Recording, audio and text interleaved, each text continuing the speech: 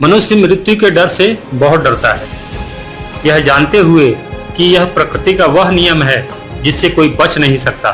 चाहे जड़ हो या चेतन, सभी को नष्ट होना है। जिसका सृजन हुआ उसका नाश भी होगा, यानी जो पैदा हुआ उसका मरना निश्चित है। मृत्यु से यूनिवर्स का कोई तत्व बच नहीं सकता, चाहे सूरज हो, चांद हो, पृथ्वी हो या कोई आकाश गंगा। अगर सृजन हुआ है तो नाश भी जरूर होगा। मनुष्य एक सामाजिक प्राणी है, जीवों में सबसे बुद्धिमान है, इसलिए जीवन का आनंद उसने जान लिया है।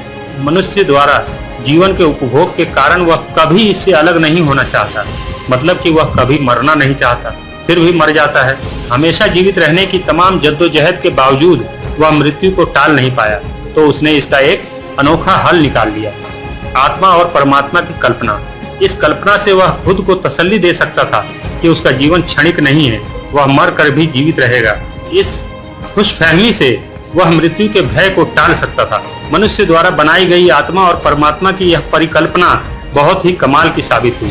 इस परिकल्पना को और आगे बढ़ाते हुए मनुष्य ने स्वर्ग, नर्क, कयामत और भी न जाने कितने हवाई पुल बना डाले। खुद के अस्तित्व के नष्ट हो जाने के भय से मुक्ति के लिए मनुष्य ने अनेकों परिकल्पनाओं को पैदा कर लिया, लेकिन यह केवल उसका भ्रम था।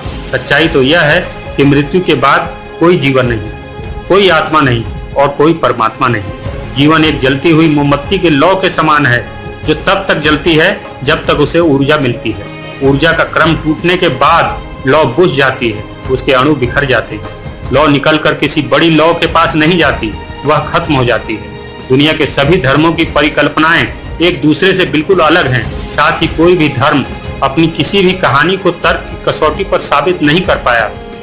आत्मा क्या है, परमात्मा कौन है, इस पर भी सबकी अलग अलग व्याख्याएं। सवाल करो तो तुम काफिर, नास्तिक, सवाल ना करो तो ये सभी धर्म तुम्हें लूटते चले जाएं।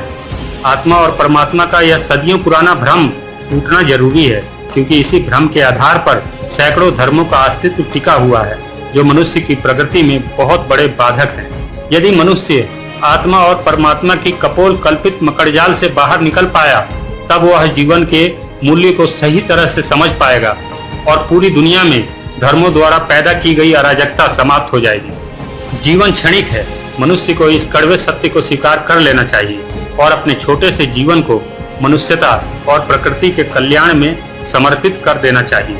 कल्याण की यही भावना हमारे क्षणिक जीवन को अमर कर सकती है, वरना आत्मा और परमात्मा की खुशफहमी में संयोगवश मिला यह छोटा सा जीवन चला गया तो आगे कुछ भी नहीं मिलेगा, ना स्वर्ग, ना नर्क, ना आत्मा और ना ही परमात्मा।